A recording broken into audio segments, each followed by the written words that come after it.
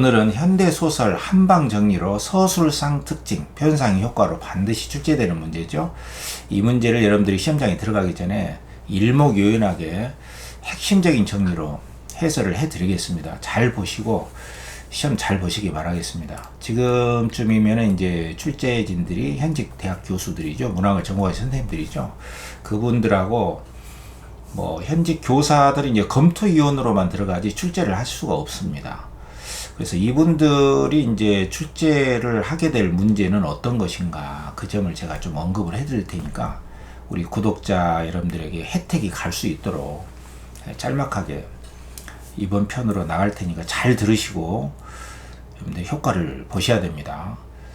반드시 출제진들이 검토를 하고 출제를 하게 될 문제는 뭐냐면은 전년도 문제를 꼭 봐요. 당연하죠. 30년 전 문제 안 보거든요. 그래서 제가 이번 시간에 전년도에 나왔던 박태원의 골목 안의 서술상 특징, 그리고 그 전년도에 최명희의 쓰러지는 빛이라고 하는 소설의 서술상 특징, 그리고 그 전년도에는 윤원길의 잘생긴 우산 하나인데 그냥 내용상의 문제로 서술상 특징을 냈어요. 그래서 그거는 패스하고, 그 전년도에 김소진의 자전거 도둑, 이번에 이전 영상을 봤던 사람들은 김소진의 이번에 EBS에 나왔던 갈매나무를 찾아서 그 문제를 제가 해설을 해드렸지 않습니까? 그거 잘 들으시고, 이번 영상은 지난번에 현대소설 이어서 지금 진행되는 거니까 현대소설 한방정리로 서술상 특징, 이 문제를 제가 이 3개년간 이 문제를 철저히 분석해서 개념들 정확하게 이런 것들이 뭘 의미하는지를 제가 정리를 해드릴 테니까 잘 보세요.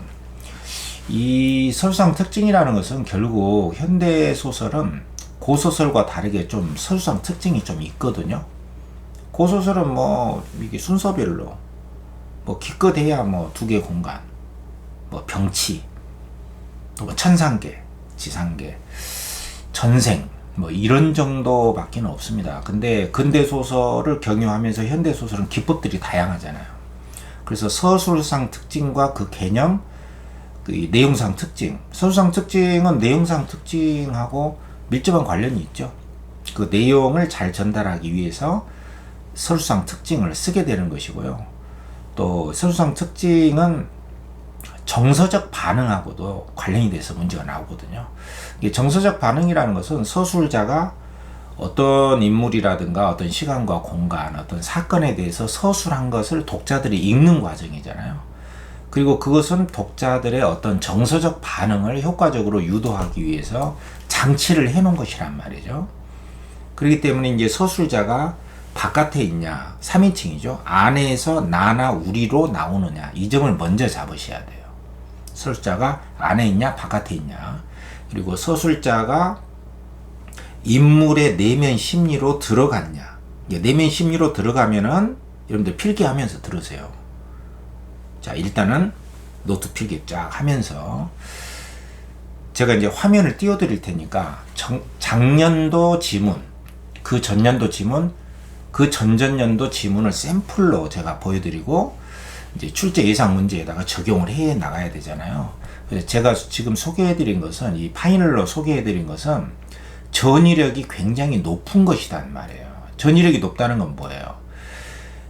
이러이러한 개념과 원리를 알게 되면 그 내용에 적용을 할 수 있는 범위가 굉장히 높다는 거예요. 학습에 어떤 시험 문제에 적용할 범위가 굉장히 높다. 필수적인 문제라는 뜻이에요. 그러니까 어떤 출제자가 들어가도 이 문제를 안 낼 수는 없는 거예요. 그러니까 무조건 나옵니다. 누가 출제인이 들어갈건 그런 정보가 필요치 않아요. 이번에는 어느 대학에 누가 들어갔다, 그 사람이 전공이 뭐니까 아마 뭐가 나올 것이다, 그렇게 해봐야 무슨 소용이 있어요. 나오면 틀릴 수가 있잖아요. 근데 어떤 지문이 나와도 문제를 풀 수 있을 정도로 그 적용력이 강한 그 문제하고 그 개념과 원리를 제가 이제 압축적으로 소개해 드릴 테니까 그 노트 쫙 내놓고 제가 화면으로 먼저 띄워 줄게요.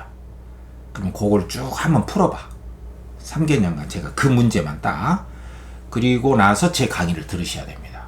그리고 이제 이런 내용들은 이미 이제 이 LSK 제가 쓴 그 해설, 이 기출문제 해설책 있잖아요. 요게 굉장히 잘 돼 있습니다. 그래서 요거를 공부하시면은 뭐 되는데, 지금 이제 뭐 출제가 마무리되고 지금 진행이 돼 가고 있을 거예요. 그러나 서술상 특징은 무조건 나오니까 지금 여러분들에게 지금 짧은 시간 안에 이 비법을 출제되나 필수 항목이니까 지금 정리를 해 드리는 거거든요. 난이도가 높거나 낮거나 할 것 없고, 어떤 출제자가 들어가냐 안 들어가냐 할 것 없고, 무조건 나오는 거. 그리고 반드시 알아야 되는 것이니까 다시 한번 강조를 하죠. 우리 구독자 여러분들에게 혜택입니다. 제가 특별히 주문한 영상이니까, 준비한 영상이니까 잘 들으시고, 자, 영상 보세요. 영상을 먼저 보시고 문제 풀고 압축적으로 강의를 듣는다. 무슨 말인지 알겠죠? 그러니까 이거는 이제 이번에 그 파이널 교재에 없는 지문이야. 여러분들에게, 구독자 여러분들에게 제가 보너스, 이 중요한 영상입니다. 영상 보세요. 현대소설 서술상 특징하고 표현 효과, 이 정서적 반응, 요거는 무조건 나온다. 근데 뭐 언제 것이 나오냐면은 최근 것이 나온단 말이에요. 그래서 이 혼성 시점이라는 관점에서 출제가 됩니다. 혼성 시점이 뭐예요? 그러니까 서술자가 자기 입장에서 쓸 수도 있고 인물의 입장에서 쓸 수도 있거든요. 이게 서술자의 시각 또는 시선, 인물의 시각 인물의 시선, 또는 관점이라는 말을 쓰기도 해요. 그러니까 시선, 시각, 관점, 이런 용어를 좀 알아야 돼요. 누구 입장에서 썼느냐. 그리고 거리를 둔다, 두지 않는다. 자, 이런 거 좀 필기하세요. 필기. 이 거리라는 말은 뭐 설마 스트릿 이런 거리가 아니죠. 당연히. 그러니까 이 거리는 정서적 거리가 있고 관찰적 거리가 있어요. 무슨 말인지 알겠죠? 그러니까 관찰적 거리를 둔다. 이 말은 객관적으로 그냥 묘사하는 거예요. 뭐 그녀가 뛴다. 머리가 오래 바람에 나풀거리고 있다. 위험하게 서 있다. 얼굴을 찡그렸다. 왼쪽 보조개가 볼이 깊게 패인 것이 마치 나비가 날개짓하는 것 같았다. 그럼 거리를 두고서 쓴 거란 말이야. 그럼 관찰적 거리를 두지 않는다 이 말은 뭐야? 심리 속으로 들어간 것이죠. 그녀는 기뻤다. 두개골 뚜껑을 열고 들어간 거예요. 슬펐다. 그러나 조심해야죠. 슬픈 듯 보였다. 요건 안 들어간 거야. 무슨 말인지 알겠죠? 자, 이게 기본입니다. 그리고 정서적 거리를 둔다는 것은 싫다는 거야. 싫다. 비판. 무슨 말인지 알겠죠? 뭔가 싫다 이거죠. 거리를 두고 싶어. 근데 거리를 두고 싶지 않은 건 뭐야? 친화란 말이야. 친화. 공감적이고 친근한 거죠. 자, 요 두 개 거리가 있으니까 서술자는 어쨌든 간에 인물의 심리 속으로 들어가기도 하고 안 들어가기도 하고 그 대상을 좋아하기도 하고 싫어하기도 하는 서술을 하겠죠. 그러니까 관찰적 거리, 정서적 거리. 자, 거리가 나온다.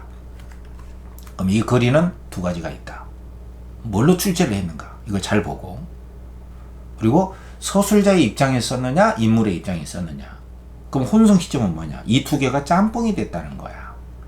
자, 제 말이 좀 이해가 잘 안 되면 반복해서 들으세요. 여러분들 학교 내신에나 일반 그 강사들은 이렇게 일목요연하게 출제 원리의 입장에서 여러분들이 쉽게 접하기가 어려울 거예요. 무슨 말인지 아시겠죠? 자, 그러면 작년도 문제 박태원의 골목안이 출제가 됐거든?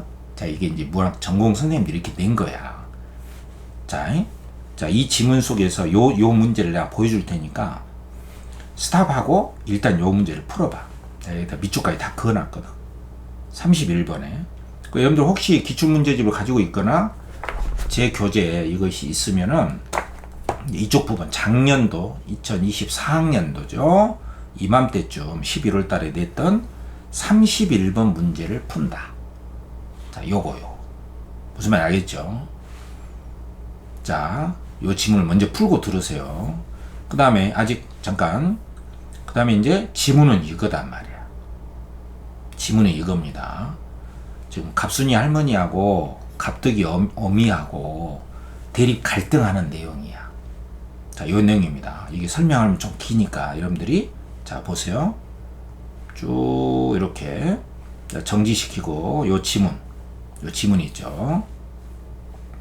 또 여러분들 책 참고하고 요 지문 이렇게 쭉 하면서 정지시키고, 그리고 이거 다 문제 풀 수 없으니까 이 문제 31번 문제를 푼다.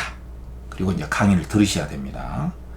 아니면은 뭐 그냥 강의 듣고 나서 생각해 보세요. 그래도 됩니다. 자, 그 다음에 이제 2023학년도 쓰러지는 비다. 최명희의 혼불의 작가죠. 3대 여류 소설 작가 중에 한 명 아닙니까? 박완서, 그죠? 박경리, 최명희. 굉장히 필체가 좋습니다. 저기 과거 기억, 회상담을 쓴 건데, 여기에서 요 지문도 여러분들이 스탑 해놓고 한번, 출제진들은 작년도, 재작년도 문제를 반드시 참고합니다. 그러니까 유사 문제가 나오는 거예요. 그래서 출제 유형이라는 말이 나온단 말이야.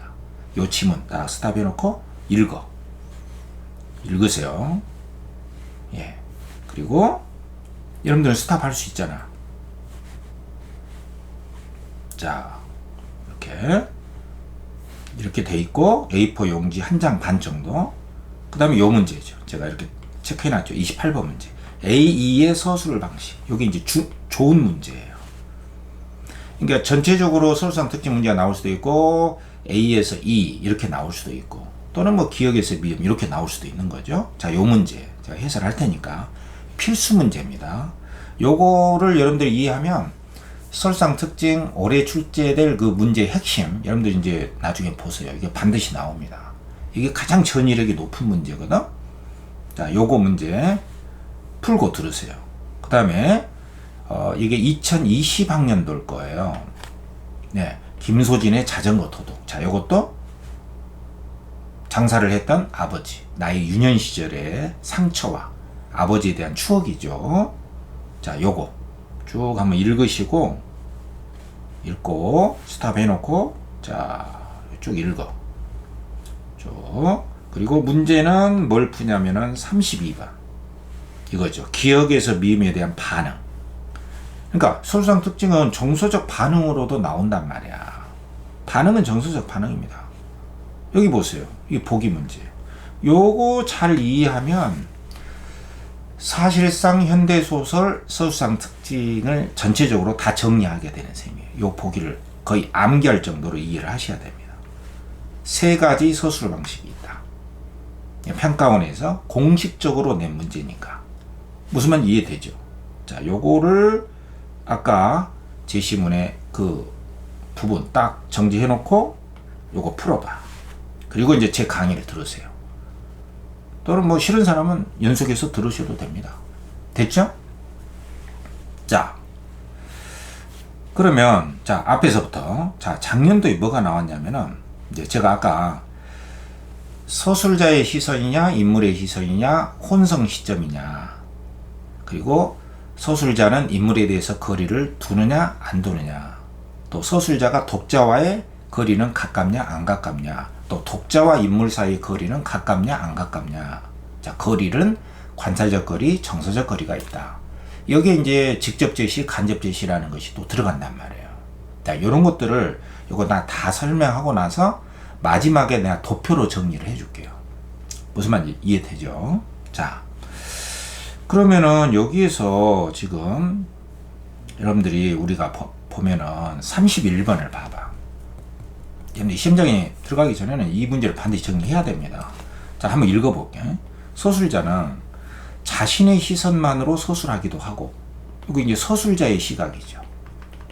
아까 말했듯이 서술자의 시선, 또는 시각, 관점 또는 뭐 입장 괜찮아요. 또 인물의 시선으로 초점화해서 소설하기도 한다. 이 말이 무슨 말인지 이해됩니까? 그러니까 소설자가 자기 심리나 자기 생각이나 자기 평가 이런 걸 쓰기도 한단 말이야. 그녀는 나쁜 여자였다. 소설자의 시선이에요. 그러나 인물의 시선이라는 것은 그녀가 생각하기에 그의 남편은 갈수록 옹졸해진다고 생각하는 것이었다. 그러면 그녀의 입장으로 들어가서 남편에 대한 그녀의 반응을 쓴 거잖아요. 물론 이제 서술자가 다 쓴 건데 서술자가 자기의 입장을 곧바로 드러냈느냐. 이게 이제 직접 제시잖아. 그렇지 않고 인물의 입장에서 인물의 시선으로 썼느냐. 이 이야기단 말이야. 어렵지 않습니다. 그런데 이 작품에서는 이 두 개의 서술 방식이 겹쳐서 드러난다. 그리고 소설자 시선하고 인물의 시선이 딱 나눠지지 않고 한꺼번에 드러난다는 뜻이에요. 요게 바로 혼성 시점입니다. 여러분들 혼성 시점이라는 말 들어봤어요? 저한테 처음 듣죠? 요게 판소리계 소설에서 많이 나오거든요. 판소리계 소설. 그러니까 판소리계 소설이라는 것은 판소리를 거쳐서 형성된 소설인데 판소리 창자가 누굽니까? 자기가 춘향이 되기도 하고 자기가 이도령 되기도 하고 월매가 되기도 하고 향단이가 되기도 하잖아요. 그러니까 판소리 창자 한 명이 여러 사람의 목소리를 흉내내야 되기 때문에 이게 막 소설자의 목소리인지 인물의 목소리인지가 짬뽕이 돼 있는 거야. 이게 혼성 시점이란 말이야. 근데 이제 근현대 소설에서도 이러한 서술자의 시선하고 인물의 시선이 한꺼번에 드러나는 현상이 있다는 거야. 지금 이런 문제가 어떻게 출제됐는지는 여러분들 이 전공자의 입장에서 출제진의 문학을 전공한 사람이 아니면은 해설하기가 힘든 문제예요. 물론 문제는 풀 수 있습니다. 그럼 이 문제는 혼성 시점에서 출제한 것이다. 또 나올 수 있습니다. 자, 이 밖에도 쉼표 뭐 이렇게 시간의 지연이나 인물의 상황 등을 드러내고 쉼표를 쓰면서 말하면서 막 굉장히 빠른 속도로 말하는 게 아니라 저 쉼표 그런데 말이죠 쉼표 그리고 이제 시간을 좀 끈다 이거죠. 지연 이런 서술 기법은 문맥 속에서 글의 의미를 다양하게 보충한다. 그럼 쉼표를 상해서 인물의 심리가 뭐냐 혼성 시점이다. 이런 관점에서 기억에서 미음까지를 적용해서 문제를 풀어라라고 하는 문제단 말이야. 무슨 말 이해되죠? 자, 잘 봐봐. 이걸 이해해야 됩니다.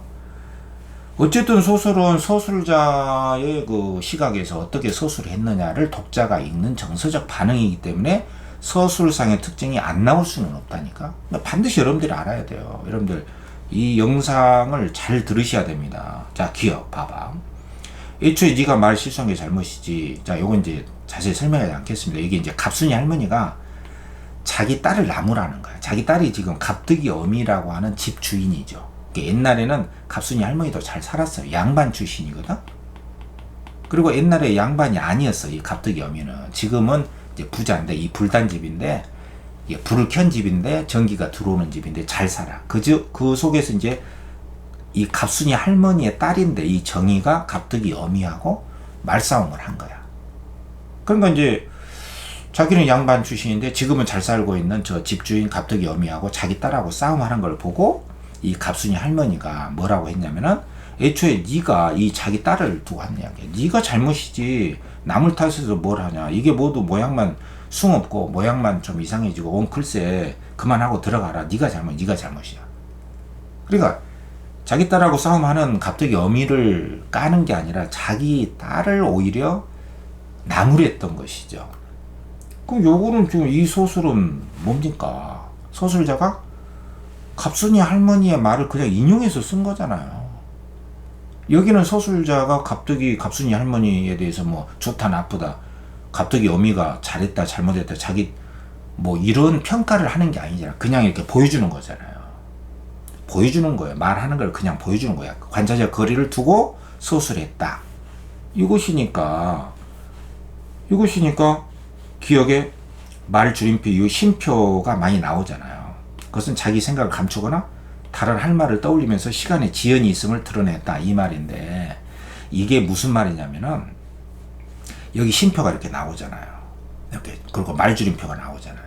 근데 이제 사실 이렇게 쉼표가 나오고 말줄임표가 나옴으로 인해서 뭘 드러내려고 했냐면은 이 갑순이 할머니가 자기 딸을 깎기는 했지만 실제로 잘못해서 깐 것이 아니고요. 사실은 자기가 양반인데 양반이 아닌 갑툭이 어미하고 자기 딸이 싸운다는 게 자기가 좀 창피하거든. 그러니까 뭐 싸울 만한 사람하고 싸움을 해야지 저런 거 옛날에 행랑것, 지금은 잘 산지 모르지만 행랑것들하고 자기 딸이 싸움한다는 게 좀 자존심이 용납을 하지 않거든. 그래서 자기 딸을 그냥 나무래고 할 말을 좀 숨기고 말줄임표로 할 말을 숨기면서 시간을 좀 끌면서 자기 딸을 나무래면서 그냥 사건을 종결지으려고 한 거야. 그냥 말 섞고 싶지 않다 이거죠. 갑툭이 어미하고. 근데 요 사정은 밑에를 읽어야 아는 것이거든요. 그 자기 딸을 나무래고 나서 도리어 딸을 나무라던 것을 갑툭이 어미는 당장에는, 그러니까 갑툭이 어미는 자기를 공격할 줄 알았거든. 근데 갑순이 할머니가 자기 딸을 나무래니까 그러면 그렇지, 자기가 말을 먼저 냈지. 나야 말 대꾸 한 거밖에 없으니까, 잘했든 잘못했든 자기가 시초를 낸 것이니까 자기가 이긴 줄 알고, 무슨 말 이해되죠? 하고 뽐내도 보았던 것이나 나중에 깨달으니 누가? 갑툭이 어미가 자기가 이제 이긴 줄 알았단 말이야. 갑순이 할머니가 자기 딸을 나무라니까. 근데 나중에 깨달아 보니까는 얼토당토하는 생각이었고, 갑순이 할머니가 그렇게 자기 딸을 꾸짖으며 산사코 집으로 데려간 것에는 어떤 이유가 있었냐면은 나중에 깨달은 거야. 아, 그 배우지 못한 행남것하고 쌈이 무슨 쌈이냐. 그 배우지 못한 행남것이 바로 이 갑툭이 어미단 말이야. 갑툭이 어미 같은 이런 그 신분이 낮은 사람하고 자기 딸이 싸움하는 건 말도 안 된다. 또 똥이 무서워 피하냐? 더러우니까 피하는 것이지. 요런 말은 지금 갑순이 할머니가 한 거잖아요. 근데 갑순이 할머니가 이런 말을 했다 라는 걸 나중에 한 거야. 누가? 갑툭이 어미가. 근데 여러분들 시험장 가서는 이거를, 이 문맥을 파악하기가 쉽지가 않거든요. 그러니까 이 연습을 하셔야 되는 거예요. 막 어떤 작품이 나오냐, 뭐 줄거리 알고 막 그런 것을 몰두할 때가 아니에요. 무슨 말인지 이해되죠? 하고 그러한 사상이, 그러한 생각이 들어있었던 것이 분명하였다. 그러면 그런 생각을 하게 된 게 누구냐는 것이죠.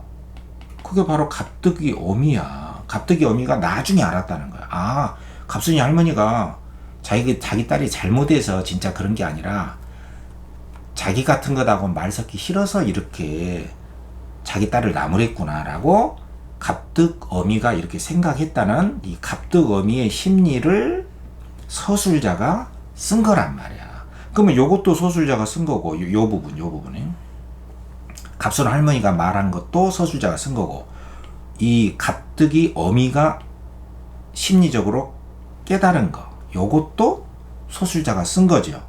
근데 요거는 서술자가, 자, 요거 이 B부분은 서술자가 갑툭이 어미의 입장에서 서술을 한 것이고요. 심리로 들어갔죠? 그러니까 관찰력 거리를 두지 않은 거죠. 그리고 요 부분은 갑순 할머니의 말을 관찰력 거리를 두면서 갑순 할머니의 입장에서 서술을 한 거죠. 그러면 이 A부분은 갑순 할머니라고 하는 인물의 입장에서 서술을 한 것이고, 이 B번 부분은 바로 갑툭 어미라고 하는 인물의 입장에서 서술을 한 것인데, 이게 이제 서술자가 압축적으로 정보를 전달을 해준 거란 말이에요.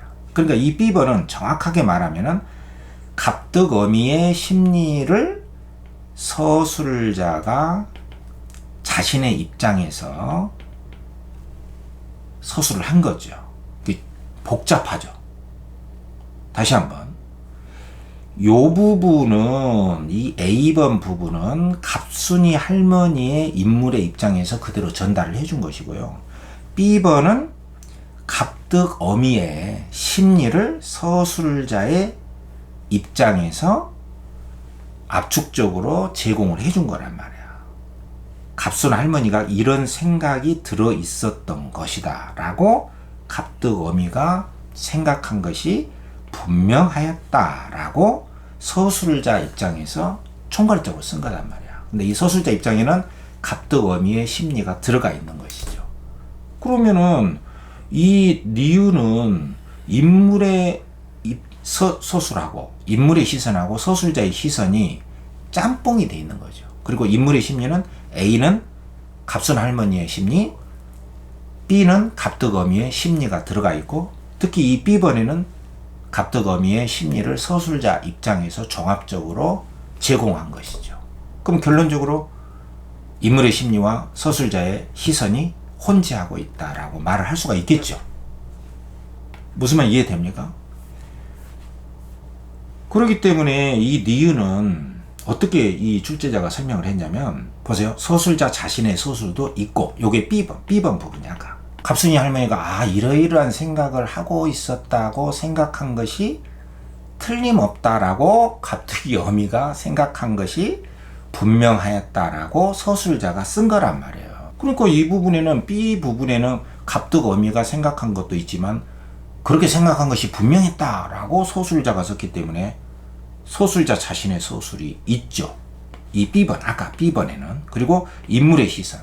거기 A는 지금 갑순 할머니의 시선을 그대로 보여준 거란 말이야. 그래서 이렇게 2번에 서술자 자신의 서술이라는 거하고 인물의 시선, 이게 A라고 그랬지. 갑순 할머니의 말. 이것으로 초점한 서술이 겹쳐서 나타났다. 이 말은 맞다는 이야기예요. 무슨 말 이해되죠? 근데 이렇게 겹쳐서 나타난 걸 통해서 어떤 효과가 있냐면 정서적 반응입니다. 상황을 잘못 인지한 채 상대의 생각을 추측하는 인물에게, 요거는 갑순 할머니가 정말로 잘못했다고 생각을 했잖아요. 갑득어미가. 그 잘못 인지한 사람이 누구야? 이 인물이 누구야? 갑득어미잖아. 갑득어미. 갑득어미에게 서술자가 거리를 두고 있다. 근데 서술자가 거리를 두고 있다는 말은 아까도 이야기했지만 이 거리가 뭐야? 두 개의 거리가 있단 말이야. 관찰적 거리가 있고 정서적 거리가 있거든? 그럼 관찰적 거리를 둔다는 것은 심리로 안 들어가요. 심리로 안 들어가고 행위나 외향 묘사만 하고 있거든? 근데 아까 B번에 보면은 이러이러한 생각을 갑순이 할머니가 하고 있었구나라고 갑득어미가 생각을 했던 것이 분명하였다라고 서술자가 썼잖아요. 그러면은 그런 생각을 분명히 갑순이 할머니가 했구나라고 깨달은 것이 누구야? 갑득어미잖아요. 그럼 갑득어미의 심리를 썼기 때문에 관찰적 거리를 두지 않은 거야. 말하자면 심리를 썼다는 거예요. 심리를 썼기 때문에 관찰적 거리를 안 둔 거죠. 또 정서적 거리를 뒀다, 이 말은 뭐야? 정서적 거리를 뒀다는 것은, 정서적 거리를 둔다는 것은 싫어한다는 것이거든? 싫어한다, 비판한다는 거야. 근데 소술자가 지금 잘못 오해를 했던 갑득어미에 대해서 뭐 공격하고 싫어하는 게 아니거든. 갑득어미가 나쁜 여자고 갑순이 할머니는 좋은 여자다. 그런 게 없어요. 그러니까 어느 쪽으로 보더라도 서술자가 관찰적 거리를 두지도 않고 두면서 객관적으로 쓴 것이 아니고 정서적 거리를 두면서 비판한 것도 아니란 말이에요. 그래서 요 뒷부분이 틀려서 요게 답이거든. 여러분들 이 문제 이해됩니까? 근데 요 문제를 왜 이해를 하셔야 되냐면 요 문제를 이해를 해야만이 다른 문제를 풀 수가 있단 말이야. 그러면 요 문제가 안 나오냐? 반드시 나옵니다. 왜냐? 현대소설 서술상 특징은 이것을 내지 않고 다른 걸 낼 수가 없어요. 여러분들이 보기에 다른 문제라고 생각하지만 이 문제입니다, 사실은. 그래서 내가 이렇게 자세히 설명을 해드리는 거예요. 자, 그 다음에 디귿. 자, 디귿 봐봐. 뭔마 하리라 한다. 그럼 디귿은 이 부분이거든? 자, 후요하고 한숨까지 내쉬는데 방 안에서들 그러는 소리가 들리더라 한다. 이거 말을 전해주는 거잖아요. 누가 말을 전해준 거야? 그럼 여기 보면은 여기에 을뜨기 녀석이 여기 나오잖아. 을뜨기 녀석이 나중에 보고하는데 들으니까 저녁 때 들어온 집주리 영감이 이 얘기를 듣고, 집주리 영감이 이제 갑순이 할머니의 남편이거든. 걔도 그만 분별은 있을 아이가 그래 그런 쌍꺼다고 욕짓거리를 하고 그런다냐. 그러니까 이제 이 갑순이 할머니의 남편도 역시 갑순이 할머니하고 똑같아. 그런 쌍꺼들하고 자기 딸이 이렇게 말싸움을 했다 이런 말을 하니까, 그렇죠.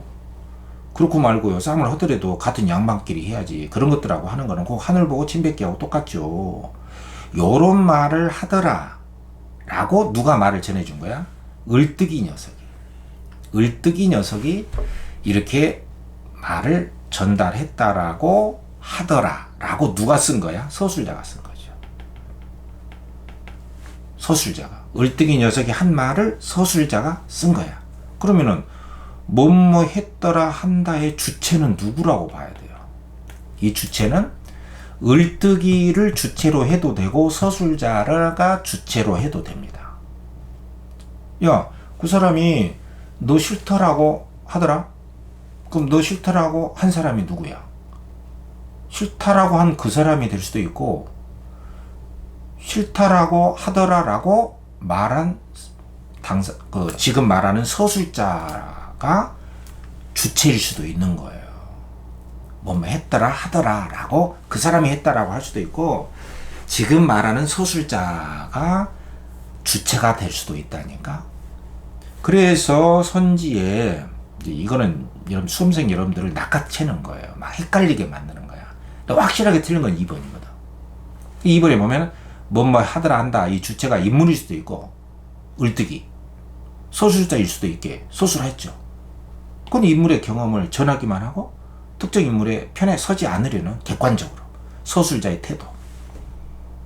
그러니까 을뜨기 녀석이 그렇게 했더라고 하더라 라고 하면은 자기가 뭐 을뜨기 녀석이 좋다 나쁘다, 갑뜨기 어미가 좋다 나쁘다, 갑순이 할머니가 좋다 나쁘다, 이러한 그 평가적인 서술을 안 하고 그냥 객관적으로 서술을 한 꼴이 되잖아요. 뭐뭐 했더라 하더라. 이렇게 전언, 말을 전달하는 방식으로 쓴 표현상의 효과는 뭐다? 객관적으로 전달을 하게 하는 그러한 효과를 준다는 거예요. 이런 건 이제 고급스러운 선지거든요. 그러니까 평가원 문제 실상은 여러분들이 이런 그 시중 모의고사나 내신이나 이런 거하고 다르다는 이야기야. 이렇게. 무슨 말인지 이해되죠? 그 다음에 니을은 보면은 이제 쉼표가 많이 나오는데, 여기 나오죠? 이제는 할 수가 없으니 쉼표. 소리를 한번 질러볼까? 그러니까 이 양서방이 이 화장실에 갇혔거든. 밖에서 누가 잠궈가지고. 근데 잠근 사람이 바로 이제 갑순이 할머니거든. 근데 의도적으로 잠근 게 아니에요. 근데 안에 갇혀가지고 소리를 한번 질러볼까? 하기도 했으나, 이거 인물의 심리죠. 이런 경우에 사람들은 이렇게 쉼표 흔히 자기가 어떤 수상한 일들을 한데 쉽게 스스로 느껴지는 경향이 있다.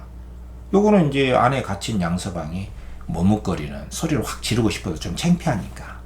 쉼표는 이러한 그 머뭇거림의 심리, 인물의 생각을 실행으로 옮기지 못하고 망설이는 상황을 드러낸다. 그러니까 당연히 맞는 것이죠.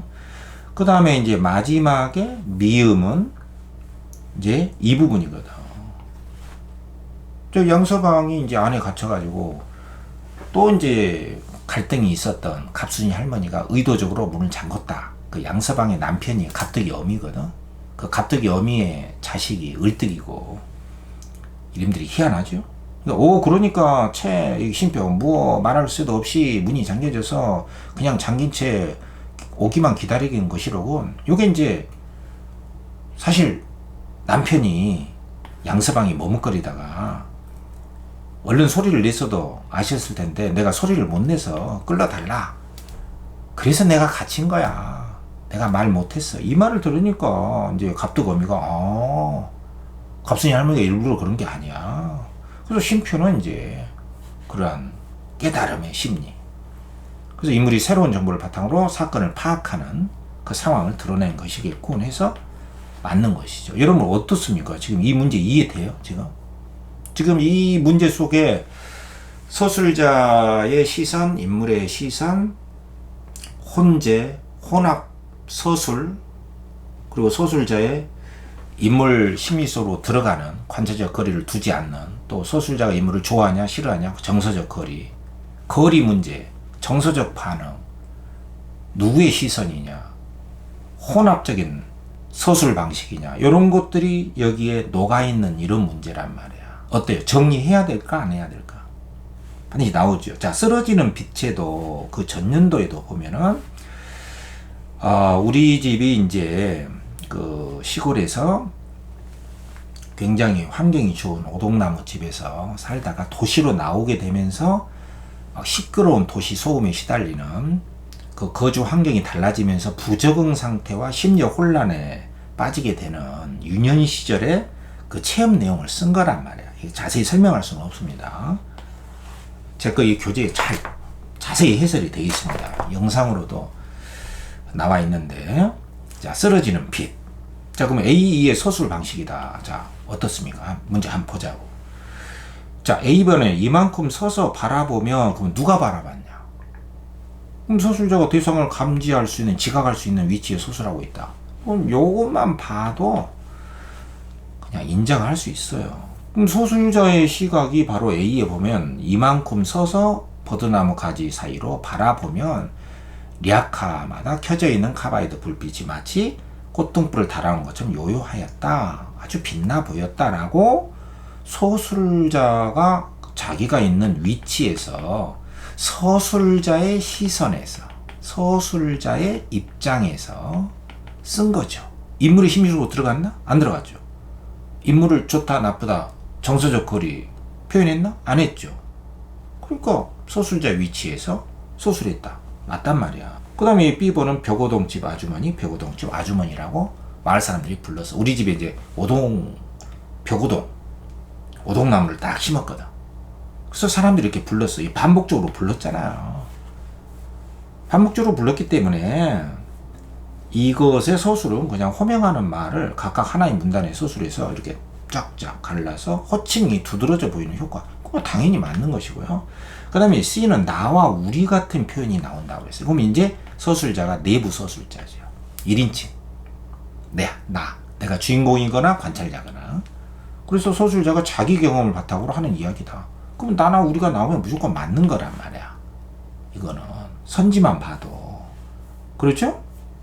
그럼 나나 우리가 나와 있는 것만 보면 돼요. 여기 나오잖아. 우리 집에서 날아가는 오동나무 씨앗이 싹이 나고 불려갔는지 심지 않은 오동나무가 자라나게 됐다. 우리 집에서 심은 씨앗이 마을에 쫙 퍼져나가서 집집마다 오동나무가 생기게 됐다는 거야. 나는 속으로 우리 동네를 벽오동촌이라고 별명 지었어. 이 가난한 동네에 호사했는지도 모른다. 그럼 나의 경험담을 썼으니까 당연히 맞는 것이고. 그 다음에 이제 D는 동네 뒤쪽으로는 또 앞쪽으로는 이렇게 배경이 나오잖아요.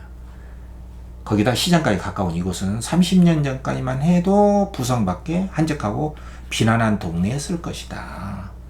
라고 어렸을 때 내가 살았던 곳을 내가 현재 추측하는 것이죠. 그러니까 이 문제는 그렇게 난이도가 있는 문제는 아니에요. 동네였을 것이다. 이걸 통해서 서술자가 과거 상황에서 확정적으로 서술하지 않고 추측했으니까 당연히 맞는 거잖아. 그거 이제 나머지는 2인데 2가 요 부분이거든. 사흘 됐나? 그저께 아니었어요? 이거 누가 묻는 거야? 내가 엄마한테 묻는 거잖아. 영희가 다녀갔거든. 어머니는 고개를 끄덕이셨다. 이거는 뭐야? 이거 연습해볼까? 그러면 인물에 대해서 서술자가 관찰적 거리를 안 둬? 두죠? 관찰적 거리를 두지 않는다는 것은 심리로 들어가는데 이건 심리로 들어가는 게 아니야. 관찰적 거리를 두면서 그만큼 객관적으로 서술한 거야. 어머니의 고개는 무거워 보였다. 이건 누구의 입장에 서술한 거야? 서술자의 시선에서 서술자의 눈에 엄마가 그렇게 보였다는 거 아니야. 그럼 이거는 관찰적 거리를 두고 쓴 거란 말이야. 인물의 시선에서 쓴 게 아니야. 어머니의 입장에서 쓴 게 아니라고. 무슨 말 이해되죠? 그러니까 이 말은 누가 물어봤어? 내가 물어본 거야. 내가. 그쵸? 근데 나는 물어봤다라고 이 주어가 안 나와 있잖아요. 주어가 안 나와 있어도 이 부분은 내가 서술한 1인칭 내부 서술자가 견고하게 흔들리지 않고 유지하고 있는 거잖아. 근데 5번에 누가 한 말인지 명시하지 않았다. 나는 이라는 주어가 없잖아. 맞죠? 대화 상황에서 말하는 이와 이게 소술자잖아. 말하는 이와 서술자가 다르다는 사실을 알 수가 있다. 그럼 대화 상황에서 말하는 이가 소술자인데 나라고 하는 소술자가 다르다. 그럼 소술자가 바뀌었다는 거 아니야. 소술자가 바뀐 것이 아니에요. 난을 빠뜨렸다고 해서 소술자가 바뀐 것이 아니라고. 그래서 5번이 틀려서 답이라니까. 그러니까 이런 거는 반드시 개념을 알고서야 뭐 푸는 문제는 아니거든요. 그렇지만 이런 식으로 나오고 있다. 그러니까 여러분들이 꼭 뭘 알아야 돼? 서술자가 안에 있냐 바깥에 있냐? 또 서술자가 인물 심리소로 들어가서 관찰적 거리를 두지 않고 있는 것이냐? 아니면 인물의 행위, 위양 묘사를 통해서 관찰적 거리를 두고 있느냐? 서술자가 대상을 좋아하냐 싫어하냐? 전서적 거리를 두느냐 안 두느냐? 이러한 서술자의 태도. 또 혼재되어 있느냐? 아까 골목안같이 어떤 때는 인물의 시선에서 어떤 때는 서술자의 시선에 이게 짬뽕이 돼 있다 이거죠. 무슨 말 이해되죠? 그래서 30번 문제도 여러분들 참고로 이 정서적 반응 굉장히 중요합니다. 정서적 반응 계속 반복해 쓰잖아요. 그래서 내가 이제 도시에 와서 우리 집이 이제 그 오동나무 환한 가난했지만 그렇게 정서적으로 좋았는데 번화한 도로변으로 나오거든요. 근데 와서 보니까 막 불규칙한 자동차 소리 하면서 그래서 우리가 이런 데서 살아야 되나 하면서 우리가 이제 제일 마지막에 어쩐지 잘못 날아든 참새들 같이 보였다. 이런 데서 우리가 살아야 되냐 하면서 그래서 아직은 적응에 원활치 못한 부적응 상태의 그 심리적인 조금 그 낯섦, 불편감 요걸 썼잖아요. 그렇기 때문에 여러분들 이 2번 선지를 잘 이해를 하셔야 됩니다. 이것도 여러분들 내가 시간이 너무 많이 가니까 여기서 끝이겠지만 이 정서적 반응이라는 것은 서술자의 태도, 상황 파악과 관련해서 인물의 정서 그리고 서술자의 어떤 태도를 종합적으로 내는 문제야. 그래서 이 선지 2번에 보면은 집을 고치던 경험을 바탕으로 옛날에 그 시골에서 오동나무가 있었던 그 과거에서도 집을 고치면서 살았거든요. 여기에 보면은 물론 우리도 중간에 집을 고치고 이어내고 하면서 그 추억의 장소에서 살았단 말이야. 그래서 요거는 맞는 거예요. 근데 집을 고치던 경험을 바탕으로 구조가 천박한 이게 도시로 나왔잖아. 집의 여건을 살펴보죠. 굉장히 불편한 마음으로 살펴보잖아. 어쩐지 잘못 날아든 참새떼 같았다. 그랬지? 거주 환경의 변화에 적응하여 낯선 공간에 친숙해지고자 하는 나의 생각인가? 이건 이제 서술자의 입장에서 서술자의 내면 심리를 파악하고 있는가를 묻는 거야. 어때요? 적응하여 낯선 공간에 친숙하고자 하는 나의 생각입니까? 아니면 낯선 집을 보니까 한숨이 나오고 잘못 날아든 참새떼 같이 좀 적응이 안 되는 부적응 상태의 심리적인 혼란감을 쓴 거야. 친숙해져야겠다. 이제 이곳에 왔으니까 금방 얼른 적응해서 살아가야겠다. 이런 상태예요. 참 불편하고 참 낯선 그 부적응 상태를 설명한 겁니까? 요 부분은 지금 부적응 상태란 말이야. 그래서 이게 틀려서 2번이 답이거든. 그래서 여러분들이 이런 문제도 지금 왜 틀렸는가 요 점을 여러분들이 잘 이해를 하면서 마지막에 훈련을 해야 되거든요. 자, 마지막 문제 한번 보자고. 김소진의 자전거 도둑은 이제 나의 어렸을 때 아버지에 대한 추억을 서술자 입장에서 쓴 거란 말이야. 당연히 나의 내면 심리가 나오겠죠.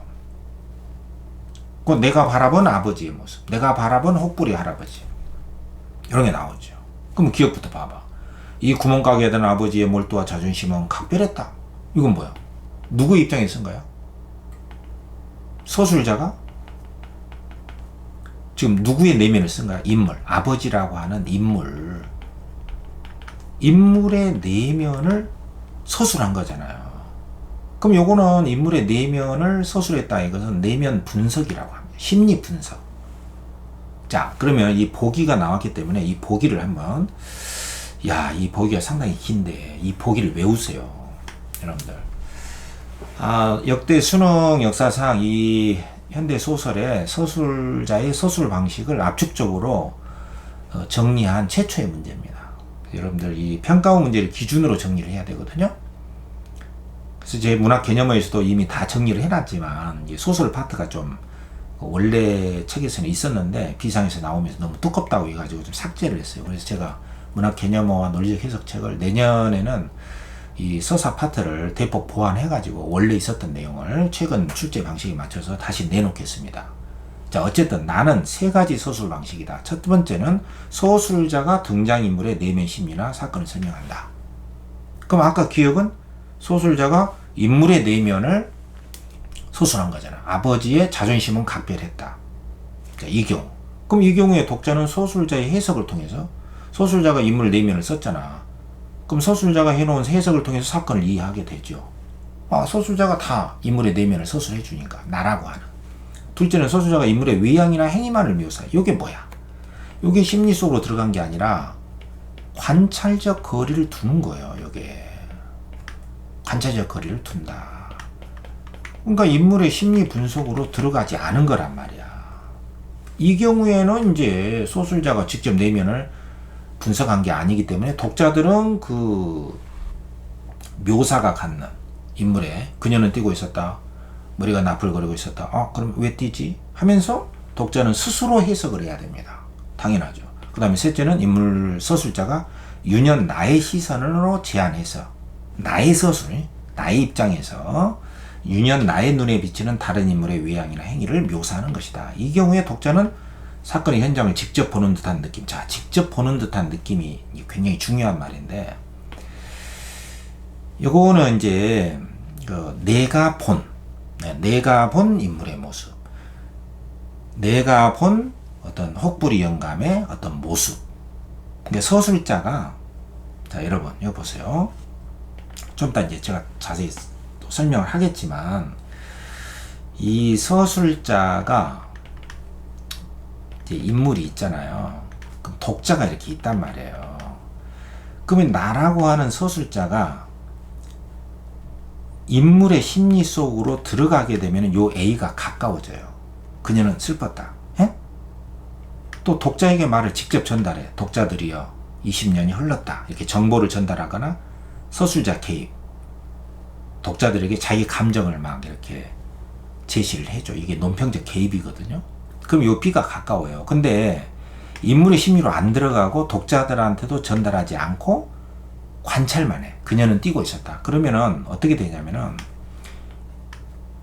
이 독자와 인물이 가까워져요. 여러분들 이게 잘 안 되죠, 이게.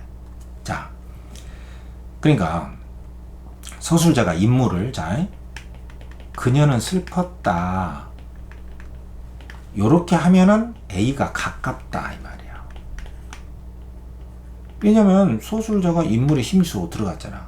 그러면 이 A가 가까워지는 거예요. 그러면 독자들은 소술자가 인물의 내면을 서술해 주니까 그냥 앉아서 소술자가 해석한 걸 그대로 받아들이는 거야. 근데 그녀는 슬픈 게 아니라 슬픈 듯이 실룩거리며 울기만 한다. 자, 벼랑 끝에 서 있었다. 그럼 요건 심리 속으로 들어간 게 아니잖아. 그죠? 그럼 요게 관찰적 거리를 두면서, 그죠? 서술한 거단 말이야. 서술자가 대상을 어떤 행위나 외양 묘사만을 통해서 좀 떨어져서 둔 거야. 객관적으로 묘사를 한 거거든. 요게 심수로 안 들어갔기 때문에. 그렇기 때문에 요런 문장은, 자, 요걸 A라고 하고 B라고 합시다. 요 B의 경우는 서술자와 인물의 거리가 멀어. 서술자와 인물의 거리가 멀어.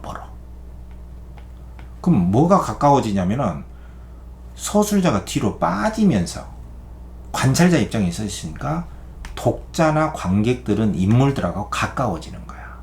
그러니까 이 B는 C가 가까워져. 여러분들 이 말 이해돼요? 영화를 생각하면 돼요. 영화. 영화에는 이 소술자가 안 나오잖아. 우리 관객인 독자들이 인물의 모습을 이렇게 엿보고 있는 것이잖아요. 에? 소술자가 없어. 영화 감독이 없잖아. 근데 요런 문장은 그녀는 슬펐다 이거는 감독이 나타나서 여러분들 안녕하세요. 이 인물이 슬픕니다. 이렇게 제시해주는 꼴이야. 그러니까 요거는 이 C번은 극적인 연극적이거나 극적 제시야. 극적 제시. 극적 생동감이 있는 거예요. 그러니까 독자와 인물은 가까워지는 거죠. 요 말이야. 요 말이 바로 직접 보는 듯한 느낌. 자, 요게 바로 독자와 인물이 가까워지는 거야. 관찰자 시점이라는 거예요. 한마디 쉽게 이야기해서. 관찰자 시점. 무슨 말 이해됩니까? 왜냐면은 이 외향이나 행위만을 묘사한다니까. 관찰자 거리를 두고. 그러니까는 독자들은 인물을 직접 보는 듯한 느낌. 극적인 생동감을 느끼는 거야. 무슨 말 이해되죠? 전부 다 내가 다시 설명해 줄게. 그래서 둘째 방식처럼 그 묘사에 대해서 독자 스스로 해석을 해야 돼. 그리고 셋째 방식에 유년 나의 심리가 함께 설명되면 유년의 입장에서 나의 심리가 제공이 되잖아. 그러면 독자는 당연히 소설자의 나의 내면 세계를 썼기 때문에 독자들은 나의 내면 심리가 직접 드러나면 그 심리에 쉽게 공감하게 된다는 것이에요. 그래서 이 세 가지 서술자가 직접 사건이나 내면 심리를 서술하는 경우, 두 번째는 행위 묘사나 외양 묘사만을 하는 경우, 그죠? 그 다음에 이제 세 번째는 서술자가 나의 입장에서 나의 심리, 나의 생각을 나의 입장에서 인물에 대한 생각을 쓰는 것이다. 이 세 가지다는 거야. 이걸 외우세요, 여러분들. 이 세 번째는 선택적 작가 시점이야. 나의 시선에 제한해서 썼기 때문에. 그럼 하나하나 봐봐. 그럼 기억에 소술자가 아버지의 내면을 설명하여 아버지의 자존심은 각별한 것이었다 그랬잖아. 그럼 독자는 소술자의 그러한 아버지의 심리를 직접 썼기 때문에 소술자의 해석, 여기 서술자의 심리 분석이야. 아버지의 그 심리를 썼기 때문에 그대로 받아들일 수밖에 없는 거잖아. 아버지의 내면을 설명했다. 내가 아버지의 몰두와 자존심은 각별했다. 소술자가 내가 써놨잖아. 인물, 아버지의 내면을 분석했기 때문에 독자들은 소술자가 인물의 심리를 써놓은 것을 그대로 받아들이게 되는 거죠. 맞다 이거죠. 그 다음에 니은은 나는 무어가 불량식품인 캐러멜 4개가 끈끈하게 녹아내릴 때까지 먹지 않고 쥔 채로 서 있었다. 그럼 내가, 소술자인 내가 나의 행위를 나의 입장에서 객관적으로 보여주는 거잖아. 심리가 아니잖아. 아빠가 카라멜을 먹었다고 그냥 나를 쥐어 박았거든. 그러니까 쥐어 박아놓고 좀 이상하니까 그냥 카라멜을 줬거든. 그냥 얻어 터지고 나서 이제 먹으려고 하니까 이제 화가 난 거죠. 그래서 카라멜을 녹아내릴 때까지 우르각부르거라 하면서 아버지가 나한테 이럴 수 있냐 하면서 서 있었다. 나의 행위를 내가 객관적으로 쓴 거란 말이야. 서술자인 내가 나의 행위를 객관화해서 쓴 거죠. 그래서 니은의 서술자가 유년 시절의 나의 행위를 묘사해서 독자들은 이런 행위가 갖는 의미를 서술자인 내가 직접 제시를 하지 않았기 때문에 스스로 해석을 하겠군. 맞죠? 그 다음에 디귿은 유년 나로 시선을 제한해서, 그러니까 내가 본 누구, 선택적 작가 시점이지. 제한해서 아버지의 내면이, 그러니까 내가 본 아버지, 직접적으로 서술되지 않았다고 생각한 독자라면 아버지의 내면을 독자들이 스스로 해석을 해야 될 것이다. 이 말 자체는 맞아요. 근데 내가 본 아버지인가를 봐야겠지? 내가 본 아버지냐. 그럼 디귿이 뭐냐면은 여기 나오죠. 아버지의 얼굴은 맛보기가 민망할 정도로 하얗게 질렸다. 그러면 내가 본, 서술자인 내가 본 아버지의 외양 묘사죠. 아버지의 심리로 들어갔어요? 안 들어갔잖아. 그죠? 나의 심리가 드러났어요? 안 들어갔잖아. 그러니까 이거는 서술자가 관찰적 거리를 두면서 객관적으로 묘사한 거단 말이죠. 그러니까 서술자가 나의 시선에 제한해서 내가 본 아버지. 그래서 여기에 유년의 이 디귿에 나의 시선, 나의 입장에서 아버지의 내면이 아버지는 하얗게 질렸다. 그것이지 아버지는 슬펐다. 이게 아니잖아.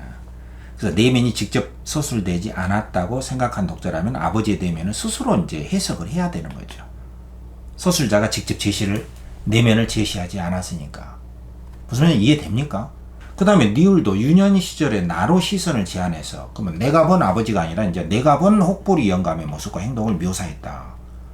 그럼 그게 나왔는가 확인해 봐야 돼. 그렇다면은 그 장면을 직접 보는 듯한 느낌. 자, 여기 이제 굉장히 중요하죠. 직접 보는 듯한 느낌이라는 게 뭐라고 그랬죠?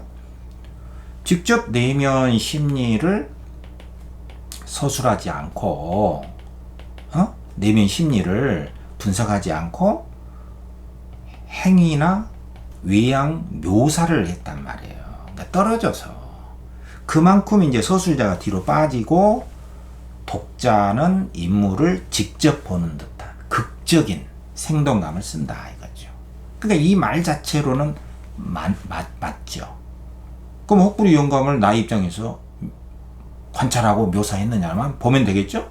그럼 니을의 혹부리 영감은 품기 때문에 왼쪽으로 힐끗 돌아간 두터운 입술을 떠들쳐서 굵은 침방울을 내게 마구 튀겼다라고 관찰적 거리를 두면서 객관적으로 썼기 때문에 이 서술자가 뒤로 빠지면서 인물의 내면 심리 속으로 들어가질 않았죠. 그죠? 그래서 독자들은 인물을 직접 관찰하는, 그러니까 A, B, C 독자와 인물. 그럼 독자들은 인물을 직접 관찰하는 듯한 C, 극적인 생동감, 연극이나 영화처럼. 그럼 직접 보는 듯한 느낌을 준다 이거예요. 이게 직접 보는 듯한 느낌. 무슨 말 이해됩니까? 자, 이거 굉장히 중요합니다. 이거 반드시 정리해야 됩니다. 심리를 직접 분석하지 않았으니까 맞다 이거죠. 근데 이제 미음에 보면 유년 시절에 나의 시선으로 제한해서, 그러니까 내가 본 아버지, 내가 본 학부리 영감, 행위와 표정을 묘사하면서 유년 시절에 나의 심리를 함께 제시해서 심리에 공감하겠군. 그러면 여기서 이제 확인해 봐야 돼. 내가 본 아버지의 표정이 있느냐, 이거 확인해 보고 나의 심리가 있느냐, 이걸 확인해야 되는데, 가보니까 미음에 당신의 자그마한 구멍가게로 돌아와 나머지 18병의 소주를 넉넉한 사람처럼 쓰다듬은 아버지. 그러면 내가 본 아버지잖아. 그 아버지의 행위를 묘사했잖아요. 그럼 관찰적 거리를 두었죠. 그죠? 그럼 아버지의 심리 나와요? 안 나오죠. 그럼 서술자인 나의 심리 나옵니까? 서술자인 나의 심리 안 나오죠. 아버지는 기어코 내 앞에서 눈물을 보이고 말았다. 그럼 나의 심리는 어디 나와? 이 뒤에 나와, 뒤에. 이 뒤에는 밑줄이 안 그어져 있어. 아버지하고 나의 심리는 뒤에 나와요. 그렇기 때문에 나의 심리는 뒤에 나오기 때문에 나의 심리를 드러낸 것이 아니어서 5번이 틀렸단 말이야. 여러분, 이거 굉장히 너무 중요해서 내가 여러분들 마지막 정리입니다. 진짜 보너스. 자, 보세요. 자, 서술자의 시선이냐 인물의 시선이냐, 관찰적 거리를 두느냐 정서적 거리를 두느냐. 독자들은 인물을 직접 보는 듯한 느낌을 주느냐. 자, 이게 무슨 말이냐. 자, 서술자가, 자 보세요. 서술자가 인물하고 가까워지려면요 심리 분석으로 들어가야 돼요. 여기 직접 제시입니다. 직접 제시는 이 A하고 B를 말해요. A와 B가 가깝다. 무슨 말인지 이해됩니까? 여기까지 다 설명했죠. 근데 서술자가 인물의 심리. 자, 서술자가 인물의 심리. 그녀는 슬펐다. 그럼 그녀의 두개골 뚜껑으로 들어갔죠? 그럼 A가 가깝잖아. 여기 가깝잖아. 여기 가깝죠? 그 다음에 독자들한테 소수자가 말을 건네. 독자들이요. 또는 20년이 흘렀다. 이거 정보 제공해 주는 거잖아. 또 개입. 어찌 슬프지 아니하리요. 이렇게 개입. 소술자 자신의 감정이나 어떤 판단. 저 나쁜 놀부는 보수. 그럼 소술자가 지금 관객한테 직접 말을 건네잖아. 인물도 평가하고 이렇게 개입 또는 정보 제시. 그러면은 소술자와 독자 사이가 가까워진다. 요게 직접 제시야. 요게 직접 제시라고. 그럼 간접 제시는 뭐냐면은 인물의 심리 속으로 안 들어가요. 심리 속으로 안 들어가고 그녀는 머리를 나풀거리며 뛰고 있었다. 오래 햇살이 얼굴에 보석처럼 빛나고 있었다. 그럼 심리로 안 들어가고 관찰적 거리를 두고 있잖아. 그러면은 A가 가까워요, 멀어요? 멀죠. 소수자가 뒤로 빠지면서 관찰만 하니까. 그러면 당연히 B도 멀어져요. A와 B가 멀어지는 거야. 서술자와 인물이 멀어지고 서술자와 독자도 멀어지는 거야. 서술자 뒤로 빠지니까. 영화를 생각해. 영화. 극적 제시 영화. 영화에는 감독이랑 소술자가 없잖아. 여러분 안녕하십니까? 저 감독입니다. 이 배우를 제가 캐스팅했습니다. 잘했죠? 이렇게 안 나오잖아요. 그냥 대화, 행위만 나오잖아. 그러면 결국 뭐가 가까워지는 거야? C가 가까워지는 거예요. 그럼 C가 뭐야? C가 요거잖아. C가 독자와 인물. 그러면 독자들이 인물을 직접 보는 듯한 느낌을 주는 거야. 이게 이제 극적 생동감이 있는 거죠. 자, 이 도표 외워야 됩니다. 요거. 서술자를 중점에 두고. 여러분들, 이번에 제가 여러분들에게 정말 현대 소설을 마지막 한 방으로 어떤 작품이 출제되든지 간에 서술상 특징, 표현상의 효과, 정서적 반응 이렇게 트라이앵글로 반드시 어떤 출제자가 들어가도 반드시 나오는 그 출제의 핵심, 현대 소설의 그 문제를 서술자의 시선, 인물의 시선, 그 다음에 혼재, 혼합, 혼성 시점, 그 정서적 반응, 누구의 입장에 썼느냐, 또 정서적인 태도, 관찰적 거리를 두고 묘사했느냐, 아니면은 심리 분석인가, 그 심리는 서술자의 나의 심리냐, 인물의 심리냐, 이런 점들을 중점적으로 제가 최근 기출문제를 중점적으로 분석을 해드렸습니다. 압축적으로 다시 한번 잘 살펴보고 최근에 나온 이 문제들을 잘 살펴보시고 정리를 해서 시험 잘 보시기 바랍니다. 그리고 다음 영상은 제가 현대시 한 방으로 이어지겠습니다. 여러분들 화이팅입니다.